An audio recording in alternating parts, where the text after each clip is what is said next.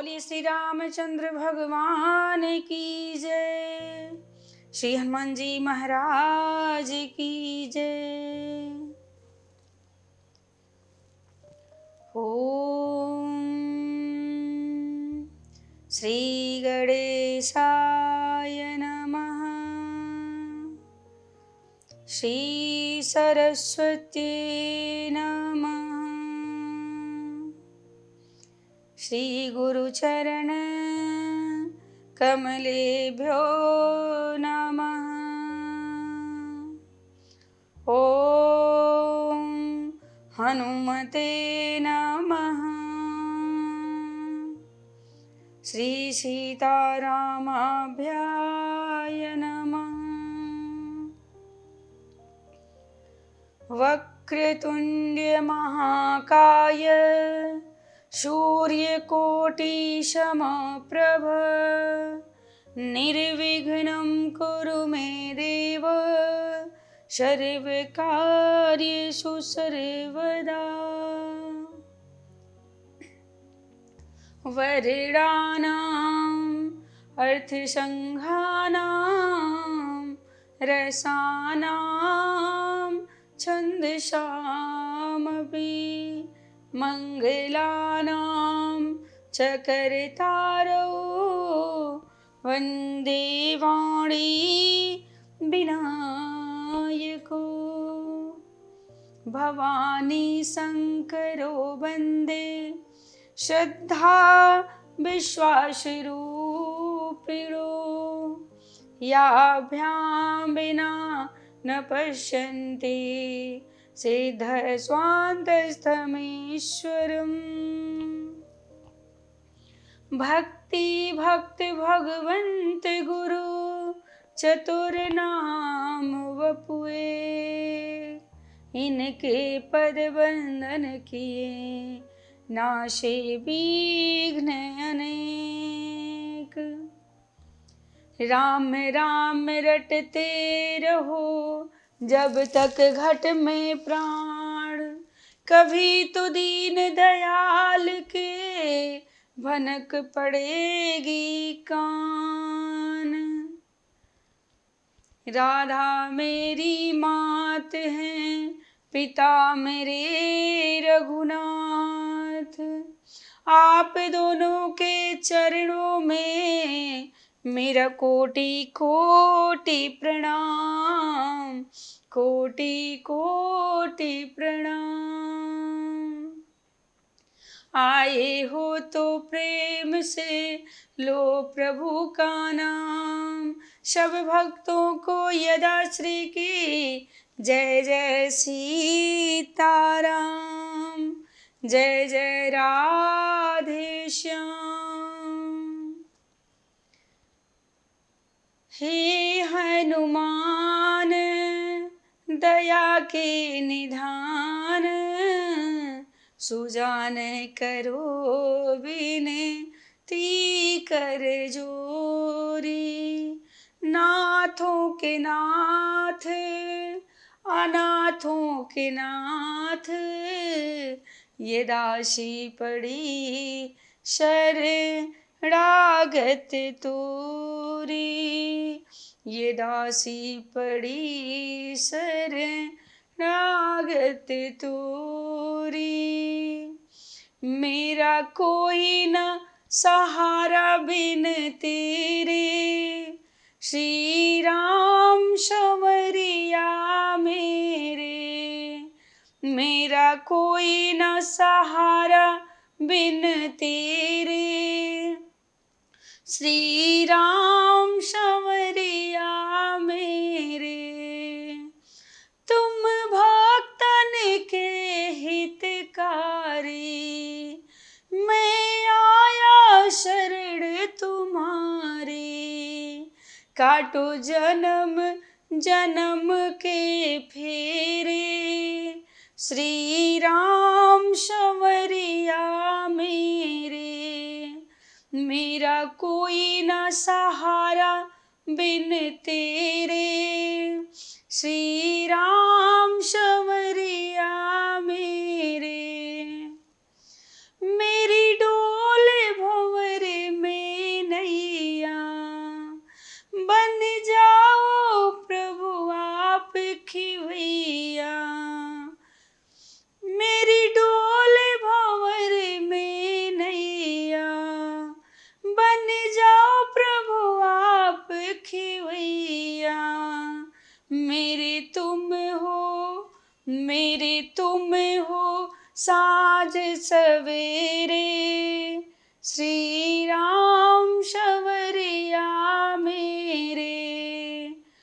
मेरा कोई ना सहारा बिन तेरे।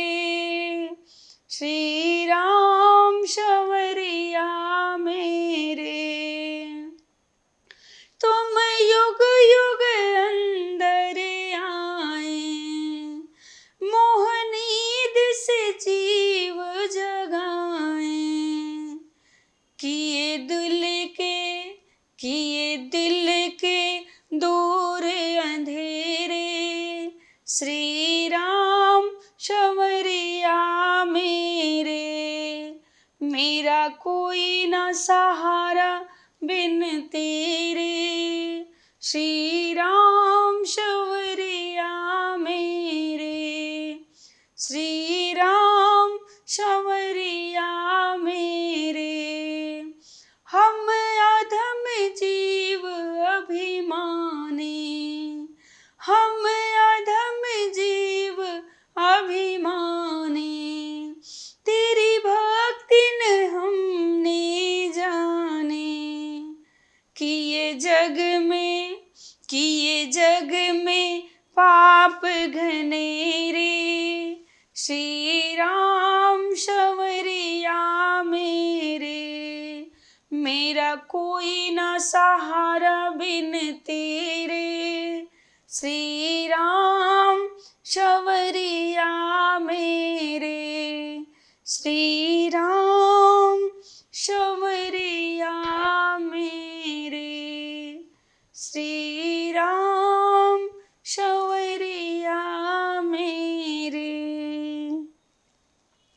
बोलिए श्री रामचंद्र भगवान की जय, श्री हनुमान जी महाराज की जय, कृष्ण कन्हैया लाल की जय, राधा रानी सरकार की जय। परम मंगल में परात्पर अखिलेश्वर, अखिल ब्रह्मांड नायक, परात्पर पर ब्रह्म भगवान की वांग में प्रतिमूर्ति श्री रामचरितमानस, अकारण करुणा वरुणालय भगवान श्री सीताराम जी महाराज के चरणों में बारंबार प्रणाम करते हुए, श्री राम कथा के रस रसिक अनंत बलवंत अंजनी नंदन वायु पुत्र श्री हनुमान जी महाराज के चरणों में बारंबार प्रणाम। आप सभी भक्तजन, सभी श्रोताजन, सभी कथा प्रेमी, आप सबको जय सिया राम, राधे राधे। आइए बड़े भाव के साथ भगवान की सुंदर सी कथा में प्रवेश करते हैं। हम सभी लोग बड़े भाव के साथ, बड़े आनंद के साथ भगवान की कथा का रसपान कर रहे हैं। प्रभु की लीला का गुणगान सुनते सुनते आनंद ले रहे हैं और अपने जीवन में प्रभु के चरित्र को धारण करते हैं। कल की कथा में हम सबने सुना कि मां कैकेयी कोप भवन में हैं और महाराज जाकर विनती करते हैं, देवी क्या चाहिए, आपको क्या चाहिए, आप वरदान तो मांगिए, आप क्या चाहते हैं। कैकेयी कुछ नहीं बोल रही हैं। महाराज ने सौगंध खाई कि मैं राम की सौगंध खाकर कहता हूं, जो मांगोगी मैं दूंगा, एक बार मांग के तो देखो। कैकेयी ने वरदान मांगना प्रारंभ किया। क्या कहती हैं? सुनहु प्राण प्रिय भावत जी का, देहु एक बर भरत ही टीका, मांगो दूसर बर कर जोरी, पुरवहु नाथ मनोरथ मोरी। हे स्वामी, अगर आप मुझ पे प्रसन्न हैं तो मुझे ऐसा वरदान दीजिए कि भरत को राजा बना दीजिए। मैं हाथ जोड़कर यही विनती करती हूँ। महाराज ने कहा, देवी मैं भरत को राजा बनाने के लिए अभी तैयार हूँ, कहो तो मैं भरत को राजा अभी बना देता हूँ। पर दूसरा वरदान मैया ने मांगा। क्या कहती हैं? तापस बेस भी शेष उदासी, 14 बरिस राम बनवासी, सुनु मृद बचन भूप हिय सोकु, सुनि मृदु वचन भूप हिय सोकु, शशि कर छुअत विमल जिम कोकु। मैया ने कहा कि मेरे प्राणों से प्रिय स्वामी, मेरा पहला वरदान है कि भरत को राजा बना दिया जाए, और दूसरा वरदान कैकेयी ने हाथ जोड़कर मांगा, मांगऊ दूसर वर कर जोरी। दूसरा वरदान राम को 14 वर्ष के लिए, कहती हैं तापस वेश विशेष उदासी, 14 वर्ष राम बनवासी। दूसरा वरदान, जैसे ही राजा ने सुना कि राम को 14 वर्ष के लिए वनवास, महाराज को इतनी पीड़ा हुई जैसे मानो कई हजार बाण एक साथ लग गए हों।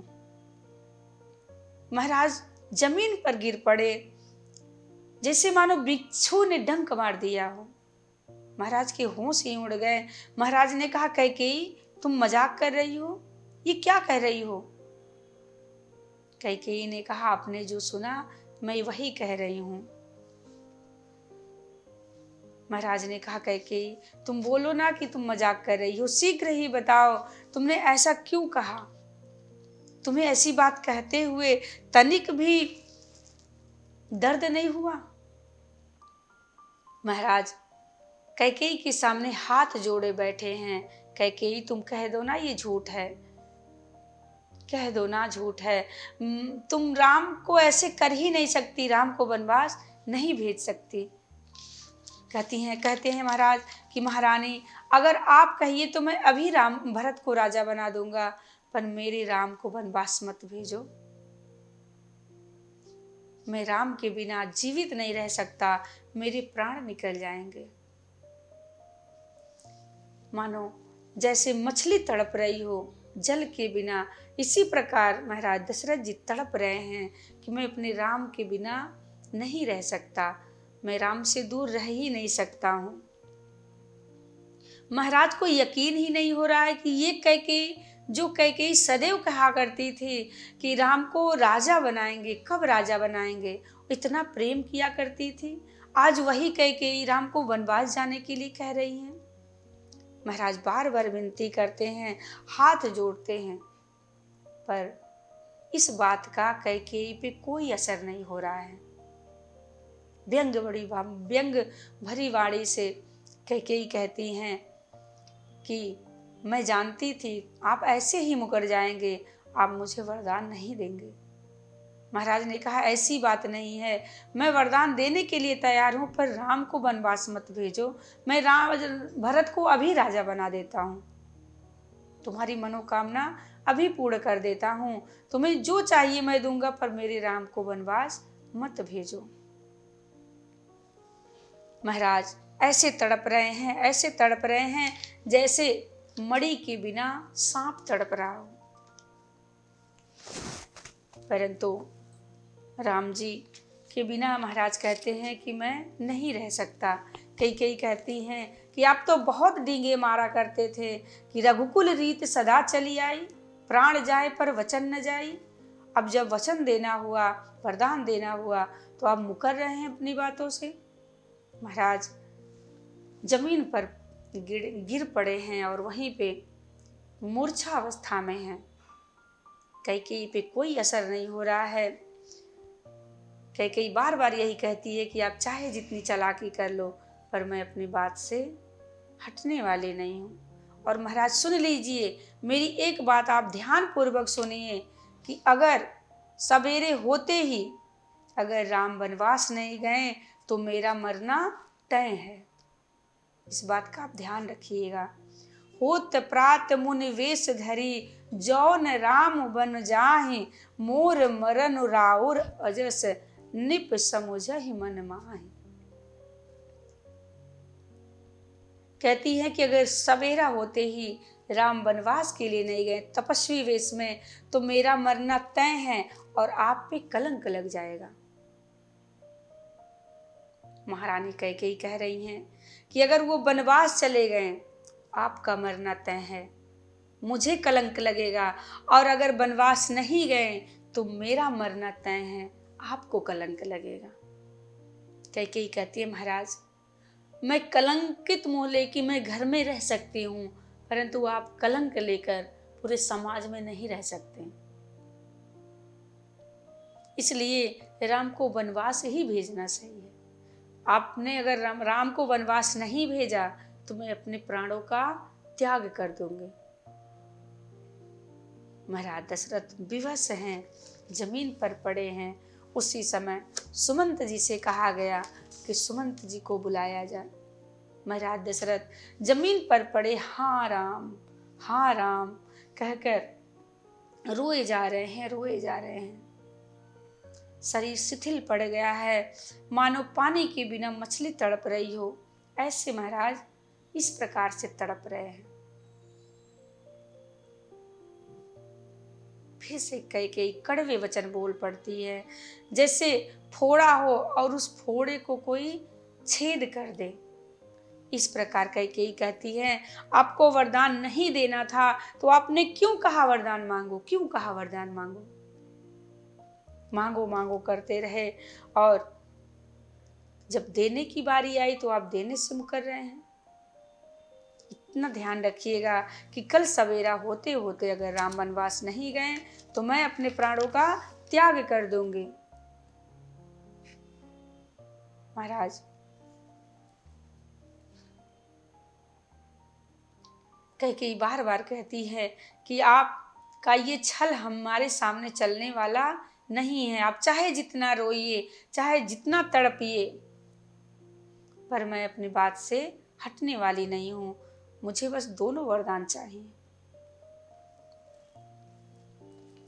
इस कैकेयी के मर्म भेद जो है, इससे महाराज के हृदय में बार बार चोट लग रही है, तड़प रहे हैं महाराज जी। इसमें दोष किसका है? कैकेयी ने राम को वनवास जाने का वरदान मांगा तो क्या कैकेयी दोषी है या मंथरा दोषी है? कौन दोषी है? संत जन कहते हैं, न देना दोष किस्मत को, विपत्ति तो सब पे आती है। न देना दोष किस्मत को, विपत्ति तो सब पे आती है। विपत्ति आई राजा दशरथ पे, राम जब बन को जाते हैं। विपत्ति आई राजा दशरथ पे, राम जब बन को जाते हैं। न देना दोष कैकेयी को, विपत्ति तो सब पे आती है। न देना दोष कैकेयी को, विपत्ति तो सब पे आती है। विपत्ति आई अंधा अंधी पे, लाल सर वड़ सा पाया है। विपत्ति आई अंधा अंधी पे, लाल श्रवण सा पाया है। न देना दोष किस्मत को, न देना दोष दशरथ को, विपत्ति तो सब पे आती है। न देना दोष किस्मत को, विपत्ति तो सब पे आती है। दोष किसको दिया जाए? ऐसा कौन है जिसके ऊपर विपत्ति ना आई हो? महाराज दशरथ जी आज व्याकुल पड़े हैं, राम राम रट रहे हैं। राम राम रट बिकल भुआलु, जन बिनु पंख विहंग बेहालु। हृदय मनावत भोरु जन होई, राम ही जाई कहे जन कोई। महाराज व्याकुल होकर पृथ्वी पर पड़े हैं, जैसे पंछी हो उसके पंख नोच दिए जाएं। पंख के बिना पक्षी जैसे असहाय होकर जमीन पर गिरा रहता है, पड़ा रहता है, उसी प्रकार महाराज दशरथ जी की हालत हुई है। भगवान से यही प्रार्थना करते हैं, हे विधाता सुबह ही ना हो, ताकि कोई मेरे राम को वनवास जाने के लिए ना कहे। अधीर हो रहे हैं महाराज, विलाप करते करते सवेरा हुआ है।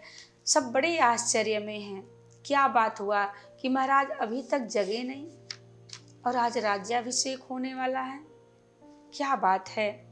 सुमंत जी जाओ, महाराज का पता लगा के आओ, महाराज अभी तक उठे क्यों नहीं हैं। सुमंत जी आते हैं। देखिए आगे सुमंत जी आकर कैकेयी क्या क्या बोलती है और फिर प्रभु श्री राम जी की क्या स्थिति होती है, ये बात सुनकर आइए सारी कथा कल सुनेंगे। आज की कथा यहीं पे विश्राम लेते हैं।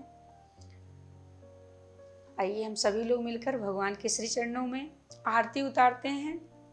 सब लोग मिलकर गाएंगे, बोलिए श्री रामचंद्र भगवान की जय, श्री हनुमान जी महाराज की जय।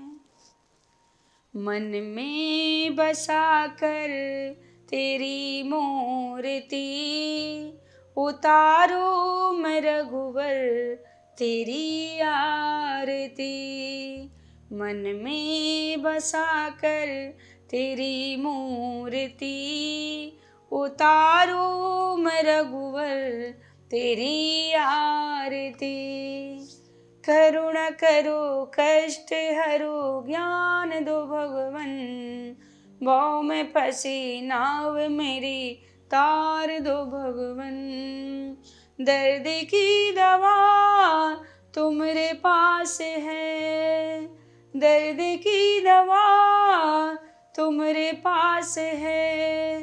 जिंदगी दया की है भीख मांगती, मन में बसा कर तेरी मूर्ति, उतारो मैं रघुवर तेरी आरती। मांगो तुझसे क्या मैं यही सोचूं भगवन, जिंदगी जब तेरे नाम कर दी अर्पण। सब कुछ तेरा कुछ नहीं मेरा, चिंता है प्रभु तुमको संसार की। मन में बसा कर तेरी मूर्ति, उतारू मैं रघुवर तेरी आरती। जिसने तेरा नाम लिया उसके जागे भाग, सोते हुए जीवन से अब तो प्राण जाग। कम है जिंदगी कर लो बंदगी, कम है जिंदगी कर लो बंदगी। प्रभु का हाथ हो तो मौत भी न मारती। मन में बसा कर तेरी मूर्ति, उतारो मैं रघुवर तेरी आरती। वेद तेरी महिमा गाएं संत करें ध्यान, नारद गुणगान करें छेड़ बीड़ा तान। भक्त तेरे द्वार करते हैं पुकार, भक्त तेरे द्वार करते हैं पुकार।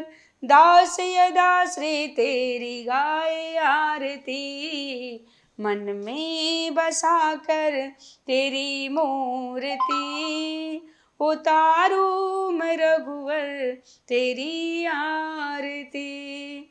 उतारो मैं रघुवर तेरी आरती।